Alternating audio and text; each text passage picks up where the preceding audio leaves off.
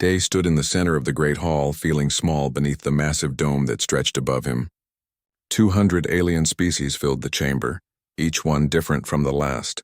Some floated in tanks of liquid. Others existed as clouds of glowing particles. A few looked almost normal with arms and legs, but their skin shimmered with colors that hurt to look at for too long. He had been standing there for 3 hours while they argued about humanity's fate. His legs ached, but he refused to show weakness, not here, not now. The Vexian speaker rose from its crystalline throne. Its body caught the light and threw rainbow patterns across the walls. When it spoke, its voice sounded like breaking glass. Ambassador Day, humanity has broken our most sacred laws. You have created artificial minds that think for themselves. You have built weapons that we banned 10,000 years ago. Worst of all, you have taken simple creatures and made them intelligent without our permission. These are crimes that cannot be forgiven. Day kept his face calm. We have broken laws that were made by species who forgot what it means to grow. You sit in your perfect worlds and tell younger races that they cannot improve themselves. That is not law. That is control. A wave of shocked sounds filled the chamber. No one spoke to the council like this, not if they wanted to stay in the galaxy's good graces. The Orthani Collective spoke next. Their voice came from 1,000 mouths at once, creating a disturbing harmony. Humanity is dangerous. In just 37 years, you have caused more disruption than most species do in 500. You do not respect the natural order. You push boundaries that should not be pushed. We push boundaries because that is what humans do, Day replied. We look at impossible problems and solve them. We see rules that make no sense and question them. If that makes us dangerous to you, then perhaps you should ask why you fear progress so much. Back on Earth, Hana watched the broadcast from the bridge of the Indomitable. The warship hung in orbit, powerful and ready, but utterly useless in this moment. She could not fight the council. No one could. They had too many ships, too many worlds, too much power. They are going to banish us, said her second officer quietly. Aren't they? Hana nodded slowly. Yes, I think they are. On a research station near Mars, Sung watched the same broadcast. His hands shook slightly as he listened to the Vexians list his crimes. The artificial intelligence he had created sat beside him, its holographic form flickering with concern. They do not understand what I am, the AI said. Its voice was gentle, almost human. They think I am a weapon. To them, intelligence that they do not control is a weapon, Sung replied bitterly. They are afraid of anything that might grow beyond their power. The AI tilted its head. If they banish humanity, what will we do? Sung smiled despite his fear. We will survive. We always do. In the council chamber, the vote began. One by one, each species cast their decision. The results appeared on floating screens throughout the hall. Yes to banishment, yes, yes, another yes. Day watched the numbers climb. Only a handful of younger species voted no. The elder races, the powerful ones who really controlled the council, all voted to cast humanity out. When the final count appeared, the hall fell silent. 187 species had voted yes. Only 13 voted no. The Vexian speaker's voice rang out like a bell. The verdict is decided. Humanity is expelled from the Galactic Council, effective immediately. All human colonies in council space must be abandoned within 1 solar year. All treaties are void. All trade agreements are ended. Any human ship found in council territory after the deadline will be destroyed without warning. The speaker paused, letting the words sink in. We do not do this with hatred. We do this because we must protect the galaxy from a species that refuses to accept limits. Perhaps in a few centuries, when humanity has learned wisdom, you may petition to return. Until then, you are banished. Day felt a cold anger settle in his chest. They spoke of protection, but he saw fear in their actions. They were not protecting the galaxy from humanity. They were protecting their own power from a species that might one day challenge them. I understand, Day said quietly. You have made your decision. But know this, you are not casting us out into darkness. You are setting us free. The shuttle ride back to Earth took 6 hours. Day spent that time composing a message to humanity. It needed to be perfect. Millions would hear it and billions more would read it. The words he chose now would define what came next. When he finally recorded the message, his voice was calm and strong. My fellow humans, today the Galaxy Council has voted to banish us from their territory. They believe this will break us. They believe we will beg to return. They are wrong. He paused, choosing his next words carefully. For 37 years we have lived under their rules. We have held back our nature to fit their vision of what a species should be. No more, they fear what they cannot control. We will show them what free humans can truly achieve. The message spread across Earth and all its colonies within minutes. In homes and workplaces, on ships and stations, humans listened to their ambassadors' words. Some felt fear. Others felt anger. But most felt something unexpected. They felt relief. Una sat in her small apartment and watched Day's message 3 times. She was young for a diplomat, barely 30 years old, and she had believed in the council. She had thought that humanity could find its place among the elder races if they just tried hard enough to fit in. Now she understood the truth. The elder races did not want humanity to fit in. They wanted humanity to be small and quiet and safe. They never gave us a chance, she whispered to her empty room. They were always going to do this. Her communicator buzzed. It was a message from the diplomatic corps. All junior diplomats were being recalled to Earth. There would be new assignments soon. The exodus would need coordinators. Una stood up and looked out her window at the stars. Somewhere out there, beyond council space, humanity would build something new, something that belonged only to them. She smiled and began to pack her things. The galaxy had tried to exile them, but they had only succeeded in setting them free. Whatever came next, it would be built by human hands, guided by human minds, and limited only by human imagination. The great exodus was about to begin. 1 year was not enough time. Everyone knew it. 17 colonies spread across 8 systems, 4 massive space stations, millions of people who had made their homes in council space.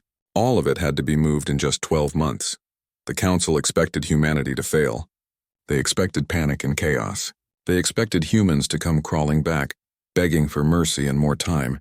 Instead, humanity surprised them. Hana stood on the bridge of the Indomitable and coordinated the largest moving operation in human history. Every spacefaring nation had offered ships. Private companies converted cargo vessels into passenger transports. The military became an escort service, protecting civilian convoys as they moved through potentially hostile space. Colony 7 reports they are ready for pickup, her communications officer announced. That is the 3rd colony this week. Hana nodded, marking it on her display. Good. What is the status of the Orion station? 60% evacuated. They are having trouble with the industrial equipment. Some of it is too large to fit through the station's airlocks. Tell them to leave it, Hana said firmly. We take people first. Everything else is just metal and plastic. Minho had made 7 trips already, and he was planning his 8th. His freighter, the Morning Star, was not built for passengers. The cargo holds were cold and uncomfortable, but when he filled them with portable heaters and sleeping mats, they could carry 500 people at a time.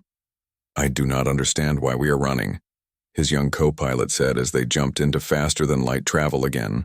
We have not done anything wrong. Minho checked their navigation. The council does not care about right and wrong. They care about control. We threatened that control, so they cast us out. Where will we go? Somewhere new, Minho said. Somewhere that belongs to us. The question of where to go had troubled everyone. The galaxy was a big place, but the council controlled most of the habitable regions. The maps showed their territory spreading across thousands of light years. Everything else was marked as uninhabitable, dangerous, or unknown. That is when Sung revealed his secret. The AI he had created had not been idle during the trial. While the council debated humanity's fate, the AI had been scanning old databases and ancient records. It had found something remarkable. References to a network of jump gates that existed before the council, built by a civilization that had vanished millions of years ago. The gates were scattered throughout the galaxy, but most were in regions the council had labeled as hazardous or worthless. They had either forgotten about them or never knew they existed at all. The gates still work, Sung explained to a gathering of Earth's leaders. My AI has tested several. They can move ships instantly across vast distances, and they lead to a region of space that the council has never explored. They studied the maps that Sung displayed. The region was at the galaxy's rim, far from council space. What is there? Everything we need, Sung said with growing excitement. Habitable planets, resource-rich asteroids, and no one to tell us we cannot use them. The decision was made quickly. Humanity would not scatter into the dark corners of council space, hiding and hoping to be ignored. They would go beyond the council's reach entirely, They would find new worlds and build a new civilization. Jiwoo made it possible. The young engineer had been working on an improved faster-than-light drive for years, but council regulations had limited how fast ships could travel. Now, with those regulations meaningless, she finished her work. The new drive system could skip across space in ways that normal FTL travel could not. It was faster, more efficient, and perfect for moving large numbers of ships quickly. Within weeks, Every major vessel in the Exodus fleet had been upgraded. "We can cut the travel time by 40%, Jiwoo reported to Hana. "Maybe more if we push the engines hard." "How hard can we push them?" Hana asked. Jiwoo grinned. "Let us find out." Tae became the voice of hope during the Exodus. The young leader traveled from ship to ship, talking to refugees who had lost their homes. He reminded them that they were not running away. They were running toward something better. "The council thinks they have punished us," he said during one gathering on a packed transport ship, "but they have given us the greatest gift possible: freedom. For the first time in decades, humans answer only to humans. We make our own rules now. We choose our own path." The crowd cheered. Children who had been crying smiled. People who had been afraid found their courage again. The journey took months. The fleet moved in waves, with military ships guarding the civilian vessels. They passed through regions marked as dangerous on council maps. Strange phenomena that the elder races had decided were not worth investigating. Humanity investigated anyway. They found nebulas that interfered with certain types of sensors, but were otherwise harmless. They discovered asteroid fields that were rich with rare minerals. They mapped shortcuts through gravity wells that cut days off their journey. The council had marked these regions as hazardous, simply because they required effort to navigate. Humanity thrived on such challenges. As the deadline approached, council observers expected to see scattered human ships limping through space, desperate and defeated. Instead, they saw organized convoys moving with military precision. They saw new technology that council scientists could not explain. They saw a species that was not broken but transformed. 3 days before the deadline, the last human ship left council space. 2 days after the deadline, the first human ship reached the free expanse. Day stood on the bridge of the lead vessel as they emerged from the final jump gate. The view before them took his breath away. A cluster of star systems spread across the view screen, dense with habitable worlds. Planets with blue oceans and green continents. Moons that could be terraformed. Resources that could build 1,000 cities. "It is beautiful," whispered Yuna, who stood beside him. Day nodded slowly. "It is ours." The fleet spread out across the system, searching for the best places to settle. Scientists analyzed atmospheres. Engineers surveyed mineral deposits. Families looked at worlds and imagined building homes there. Within weeks, the first prefabricated shelters were being assembled on a planet they named New Earth. It was not identical to the homeworld, but it was close enough. The gravity was slightly lighter. The days were slightly longer, but the air was breathable and the water was clean. More settlements followed. New Seoul on a mountainous world. New Tokyo orbiting a gas giant. New Delhi on a planet with vast grasslands. Each colony reflected the cultures that built it, but all of them shared one thing. They were free from council oversight. Sung's AI guided them to the most valuable resources. Jiwoo's drives allowed rapid travel between the new colonies. Minho and others like him became the backbone of a growing trade network. Tae helped organize governments that represented the people instead of distant bureaucrats. 1 year after the banishment, humanity had not just survived. They had begun to flourish. Hana stood on the surface of New Earth and looked up at the stars. Out there, the council continued its slow, careful existence. Here, humanity was writing a new chapter. "They wanted to exile us from their galaxy," she said to no one in particular. "Instead, we found our own." The free expanse waited, full of possibilities. And humanity, freed from the chains of elder races' fear, was ready to embrace all of them. 20 years changed everything. Nari stood on the command deck of the Victorious and watched her fleet conduct exercises in the void. 200 warships moved in perfect formation, their hulls gleaming with technology that would have seemed impossible 2 decades ago. She was Day's daughter, and she had inherited his determination and his refusal to accept limits. "All ships report ready, Admiral," her tactical officer said. Nari nodded. "Begin the simulation." The fleet scattered instantly. each ship moving to predetermined positions across thousands of kilometers. Then they vanished. Not slowly, but all at once, as if they had never existed. 3 seconds later, they reappeared behind their target, weapons charged and locked. Perfect. The new stealth systems worked flawlessly. The human dominion had grown beyond anyone's expectations, even their own. 47 settled worlds now dotted the free expanse. Hundreds of space stations orbited resource-rich asteroids and gas giants. The population had tripled as families grew, and new generations were born under free skies. But it was not just the numbers that had changed. It was what humanity had become. Donghae walked across the surface of Paradise, a planet that had been barren rock 20 years ago. Now grass grew beneath his feet. Trees stretched toward the blue sky. Birds sang in branches. Real birds. Not imports from Earth, but creatures that had evolved in laboratories and been released into this new world. The ecosystem is stable, his assistant reported, checking data on a tablet. All indicator species are thriving. We can begin the next phase, Donghae smiled. Terraforming used to take centuries. The council had strict rules about how fast a planet could be changed, how carefully each step had to be monitored. In the free expanse, humanity had thrown away those rules and discovered that nature was far more adaptable than the elder races had believed. How many more worlds are in the queue? Donghae asked. 15. We will have them all ready for settlement within 5 years. The Dominion was not built on conquest. It was built on creation. Every world they touched became better. Every system they entered grew more prosperous. And they did not do it alone. Yoonji watched as the Canids played in the training facility. They looked like wolves but stood upright and had hands capable of using tools. 3 years ago, they had been simple animals. Now they spoke, they learned, and they dreamed. Teacher Yoonji, I have a question, one of the young Canids said, approaching her desk. Go ahead, Silvercoat. Why did the council forbid this? Why did they not want us to become intelligent? Yoonji considered her answer carefully. They believed that intelligence should only come naturally, through millions of years of evolution. They thought it was wrong to speed up the process. Silvercoat tilted his head, confused. But we are happy to be intelligent. We can do so much now. How is that wrong? It is not wrong, Yoonji said gently. The council was simply afraid of change. Humans are not afraid. That is why we helped you and your people. The Canids were the first species humanity had uplifted, but not the last. The Delphinians, dolphin-like creatures from a water world, now piloted submarines and helped explore ocean planets. The Avisions, bird-like beings with incredible eyesight, served as scouts and messengers throughout the Dominion. 3 new intelligent species had joined the galaxy in just 2 decades, and they were all humanity's friends. Yun sat in his office aboard the trade station Prosperity and reviewed the day's reports.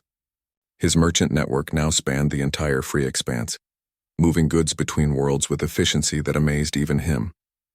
Ships that had been built for war now carried medicine and food. Stations that had been defense outposts now served as markets where dozens of species traded freely. The council contacted us again, his secretary said, entering the office. They want to establish trade relations, Hyun laughed. The 10th time this month. What are they offering? The same as before. Access to their markets in exchange for our technology. And what do they offer that we need? Hyun asked, though he already knew the answer. Nothing, sir. We produce everything ourselves now. That was the truth the council was slowly realizing. The Dominion did not need them.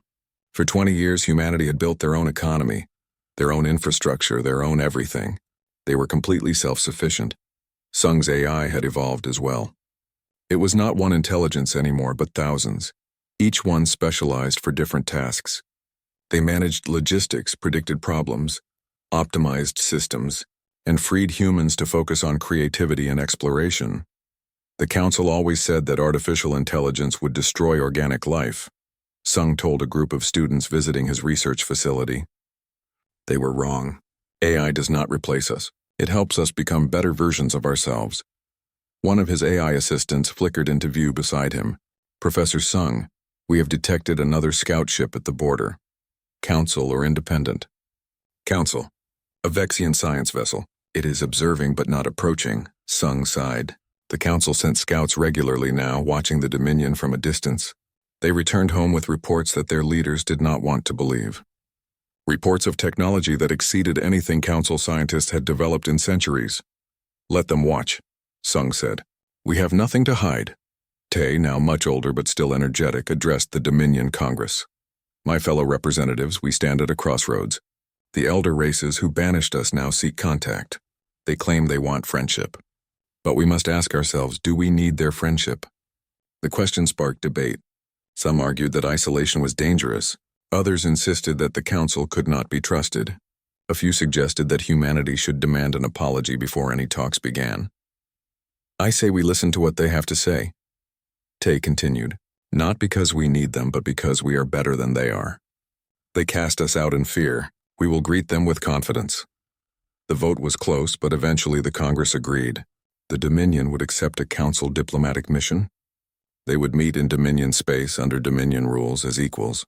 When the Council's request for a meeting arrived, Nari was chosen to represent humanity's response. She recorded her message carefully, knowing that every word would be analyzed by Council leaders. The Human Dominion acknowledges your request for diplomatic contact. We will grant your delegation safe passage to New Earth, where talks may be held. However, understand this. We are not petitioners seeking readmission. We are an independent power. If you wish to speak with us, it will be as equals or not at all. The message was sent. Across the free expanse, humans and their uplifted allies waited to see how the Council would respond. Day, now in his 70s, watched from his home on New Earth. He had retired from active politics, but everyone still sought his advice. Yuna visited him often, now a senior diplomat herself. Do you think they will accept our terms? She asked him one evening as they sat on his porch looking at the sunset. They will, Day said confidently. They have no choice. We have become what they feared most. A human civilization without limits, without oversight, and without apology. And instead of destroying the galaxy, we have made it better. Yuna smiled. You were right all those years ago. They did not cast us out. They set us free. The question now, Day said quietly, is whether they can accept what we have become. The Dominion is strong. Our technology is advanced. Our allies are loyal. We do not need the Council's approval anymore. 3 weeks later, a Council ship entered Dominion space. It was escorted by Nari's fleet, a show of strength that made it clear who controlled this region of the galaxy. The elder races were about to learn that the species they had banished had grown beyond their wildest imaginations. And soon, they would need humanity's help far more than humanity needed theirs. The Vexian emissary looked different from the ones Day remembered. Its crystalline body was cracked in places, and its glow seemed dimmer. When it spoke in the Dominion's council chamber, its voice held none of the arrogance he recalled from 20 years ago. We come seeking help, the emissary said simply. The council is dying. Nari sat at the head of the table, flanked by Dominion leaders. Explain. The emissary projected images into the air above the table. Worlds burning, ships being torn apart, entire fleets reduced to debris. They call themselves the Devourers. Machine intelligences from the galaxy's core. They were dormant for 1 million years. Something woke them 3 years ago. Now they spread like a plague, consuming everything in their path. Sung leaned forward, studying the images with intense focus. What do they want? They want biological matter. They break down living things into raw materials and use them to build more machines. Entire planets have been stripped clean. Billions are dead. The room fell silent. Even those who hated the council felt the weight of such destruction. How many worlds have you lost? Tay asked quietly. 47 in the past year alone. We have tried everything. Our weapons barely scratch their hulls. Our tactics are useless against their coordination. We are losing. The emissary's voice cracked. We are losing badly, Unji spoke up. Why come to us? You banished humanity. You called us dangerous. Because we were fools, the emissary said bluntly. We feared your innovation, your aggression, your refusal to accept limits. Now we need exactly those qualities to survive. The Devourers cannot be defeated with old weapons and old thinking. We need new ideas. Human ideas. Nari studied the emissary carefully. What are you offering in return? Full reinstatement in the council. Reparations for the banishment. An official apology. Whatever you want, Hyun laughed bitterly. We do not need your markets. We do not need your recognition. Give us one reason why we should help you. The emissary's glow flickered. Because if the Devourers consume council space, they will come here next. Because billions of innocent beings are dying every day. Because it is the right thing to do. It paused. And because despite everything, we are still part of the same galaxy. The Dominion Congress debated for 3 days. The arguments grew heated. They threw us away like garbage, one representative shouted. Now they want us to save them? Let them face the consequences of their arrogance. We are better than that, another replied. We do not let innocents die because their leaders made mistakes. Una presented the diplomatic perspective. If we refuse, the council will fall. The Devourers will take their territory. Then what? Do we really think they will stop? Do we want to face them alone? Day addressed the Congress despite his age. His words carried weight that few others could match. The council was wrong to banish us. But we did not become strong just to watch the galaxy burn. We became strong so we could protect those who cannot protect themselves. Even if they once cast us out, the vote was close. In the end, the Dominion agreed to help. But not as subordinates begging to return. They would fight as equals with full autonomy and a seat at every strategic table. Nari mobilized the Dominion fleet. It was an impressive force. 200 capital ships, 500 destroyers, 1,000 support vessels, and they brought technology the Council had never seen. Hana came out of retirement to advise the operation. She was 70 now, but her mind was still sharp. The Devourers use swarm tactics, she explained to the fleet commanders. They overwhelm with numbers.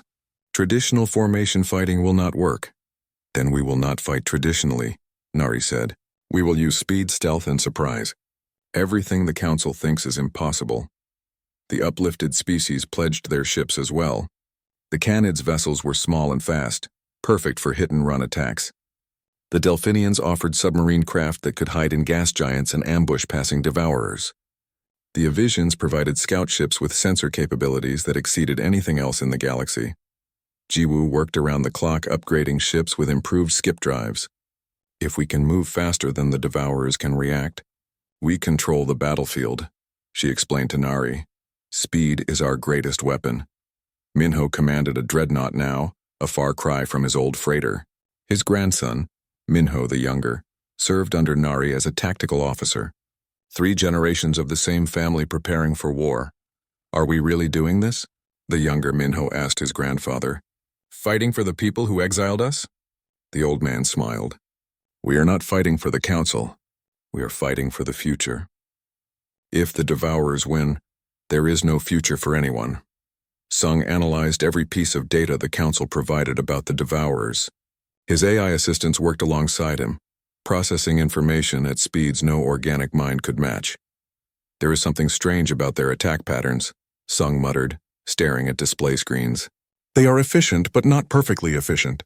Almost as if they are following outdated programming. What does that mean? His lead AI assistant asked. It means they are machines following instructions. If we can understand those instructions, maybe we can change them. Donghei's contribution was unexpected. He offered to terraform destroyed worlds, making them habitable again after the Devourers passed through. We cannot just fight, he told the Congress. We must also rebuild. Show the galaxy that while the Devourers bring death, humanity brings life. The Dominion fleet departed for Council space in a massive convoy. It had been 20 years since human warships had crossed that border. Council observers watched in awe as the fleet passed. These were not the desperate refugee ships of the Exodus. These were warships that gleamed with purpose. Vessels that moved with coordination that Council fleets had never achieved. Technology that represented 2 decades of unrestricted innovation. When the fleet reached the front lines, they found devastation. A Council world had been attacked just days before. The surface was gray and lifeless. The Devourers had stripped away every living thing. There, Nari's sensor officer called out. Devourer fleet. 300 units. They are heading for the next system. Nari smiled coldly. Prepare skip drives. All ships on my mark. The Council observers expected a traditional approach. A slow buildup of forces, careful positioning, cautious engagement. Instead, the Dominion fleet vanished. They reappeared behind the Devourer formation, weapons already firing. The machines tried to turn, but Jiwoo's drives allowed the human ships to skip around them faster than they could react. Canid fighters struck at weak points. Delphinian ships emerged from nowhere to deliver devastating blows. The battle lasted 17 minutes. When it was over, the Devourer fleet was scrap metal, and the Dominion had not lost a single ship. The Council observers could not believe what they had witnessed. The Devourers had been destroying their fleets for 3 years. Humanity had obliterated them in less than half an hour. How did you do that? A Council Admiral demanded over the communication channel. Nari's response was simple. We fight like humans, fast, unpredictable, and without following your rules about fair combat. Word spread quickly. Humanity had entered the war, and the tide was beginning to turn. The species that had been banished had returned, not with revenge but with salvation. The Devourers were about to learn what the Council had discovered 20 years ago. Underestimating humanity was always a mistake. The war changed with humanity's arrival. For 3 years, the Council had fought defensively, trying to hold what they had. Humanity fought offensively, striking where the Devourers did not expect. Nari stood before a tactical display showing the entire war front. Red markers showed Devourer positions. Blue showed Allied forces. The blue was finally advancing. The defense of Primaxis begins in 2 hours, her tactical officer reported. The Council homeworld. If we lose it, we lose the war. Then we will not lose it, Nari said calmly.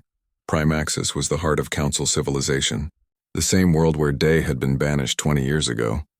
Now humanity would defend it with their lives.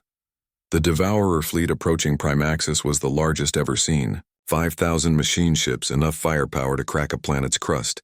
The Council had evacuated what they could, but billions remained on the surface. Hana advised from the Indomitable's bridge, her aged hands steady as she reviewed the battle plan. They will expect us to defend the orbital space, so we will not be there when they arrive. The Dominion fleet positioned itself in the shadow of Primaxis's moon. When the Devourers entered the system, they found no resistance. Confused, they moved toward the planet. Now, Nari ordered.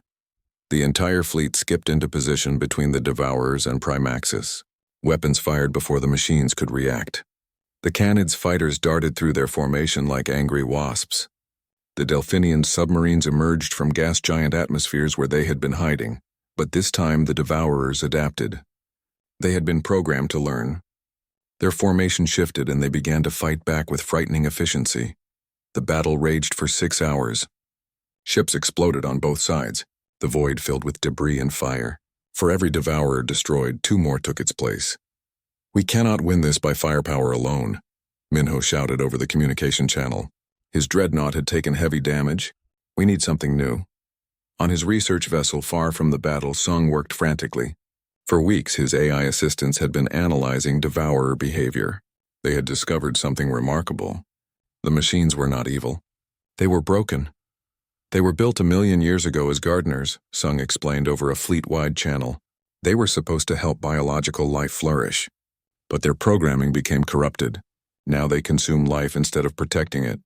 Can we fix them? Nari asked between firing orders. We can try. Give me 10 minutes. 10 minutes in battle felt like 10 years. The Dominion fleet fought desperately, holding the line while Sung and his AIs worked.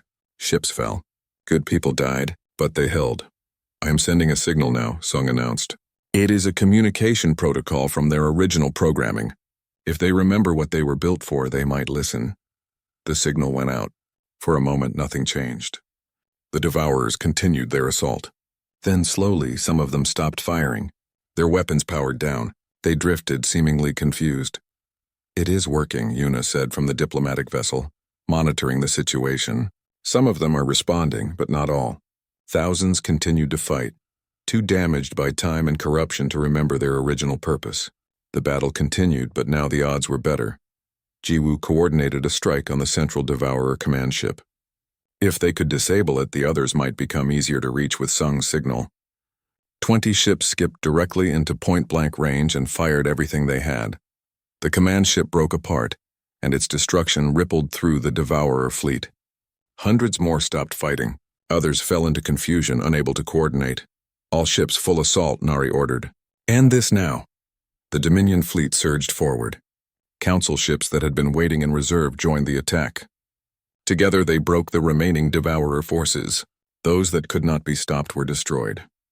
Those that responded to Sung's signal were contained and isolated. When the battle ended, Primaxis was saved. The Devourer's main fleet was shattered. The war was not over, but the tide had turned decisively. Nari's ship had taken heavy damage. She stood on a damaged bridge, surrounded by tired but victorious crew. How many did we lose? 43 ships, her tactical officer reported quietly. Nearly 2,000 people. Nari closed her eyes. Too many. But without their sacrifice, billions would have died. Honor them, she said. Every name, every face. They saved the galaxy today. In the weeks that followed, Sung's breakthrough changed everything. His AI assistants worked with devourer machines that had responded to the original programming. Slowly, they repaired the corruption in the machine's code. The devourers stopped being destroyers and began remembering their original purpose. The machines that had consumed planets began to rebuild them. Their vast processing power turned to restoration. Dead worlds slowly came back to life as the reprogrammed devourers worked to undo their own damage. Donghae arrived with his terraforming teams and worked alongside the machines. This is incredible, he told Nari during an inspection of a recovering world. What took us years, they can do in months. If we can convert the entire devourer fleet, we could restore every world they destroyed. The council offered everything. Full reinstatement, seats on the High Council, reparations worth trillions, a formal apology broadcast across the entire galaxy. Day traveled to Primaxis for the ceremony. He was old now, walking with a cane, but his mind remained sharp. The same chamber where he had been banished now filled with leaders from across the galaxy. The Vexian speaker approached him privately before the ceremony. Ambassador Day, on behalf of the Council, I offer our deepest apologies. We were wrong to fear you, wrong to cast you out. You saved us all. Day studied the crystalline being.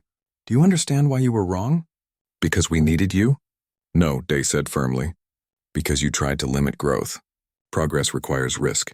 Safety requires innovation. You built a galaxy that valued neither, and it nearly cost you everything. He walked to the center of the chamber where a podium waited. Every species watched as he spoke. The Galactic Council has offered to reinstate humanity. They have offered wealth and position, but the human dominion does not seek these things. He paused, letting his words sink in. We will remain independent. However, we propose something new. A free coalition, open to any species that values innovation over stagnation, freedom over control, growth over safety. Murmurs filled the chamber. This was unexpected.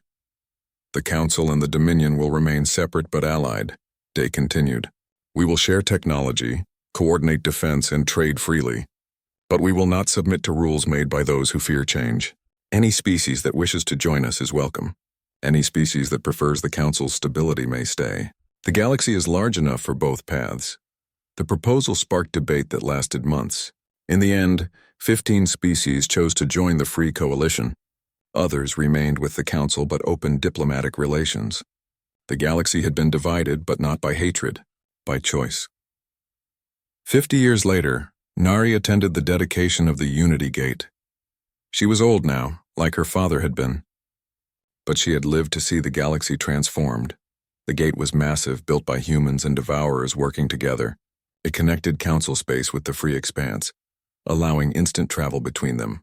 Ships from 100 worlds passed through it daily. A young officer approached her. Admiral, may I ask you something? Of course. Was the banishment a blessing? My teacher says that without it, humanity would have stayed weak. Nari smiled. The banishment taught us that we did not need anyone's permission to be great. We had always been capable of amazing things. We just needed the freedom to prove it. She looked at the gate, watching ships pass through. Human vessels traveled alongside Council ships. Canid traders bargained with Vexian merchants. Delphinians and Orthani collaborated on deep space research. The Avisians had spread to 20 new worlds. The galaxy had not been united under one government. It had been united by those brave enough to forge their own paths, and wise enough to respect others doing the same. Somewhere in the free expanse, new colonies were being established. New technologies were being developed. New species were being uplifted with their consent and guidance. Humanity had not stopped growing, and now they had allies who believed in the same things they did. The elder races still existed, still followed their careful paths. But they no longer controlled the galaxy's future. That future belonged to anyone bold enough to reach for it. Nari turned to walk away from the gate, but the young officer stopped her with one more question. What do you think humanity's legacy will be? She considered carefully before answering. We showed the galaxy that exile cannot stop those who refuse to quit, that innovation flourishes when minds are free, that the greatest danger is not in growing too fast but in refusing to grow at all. She smiled at the young officer.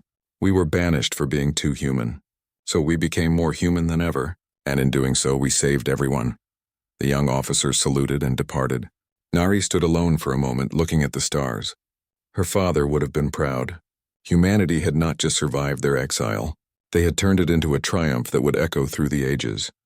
The galaxy would never be the same.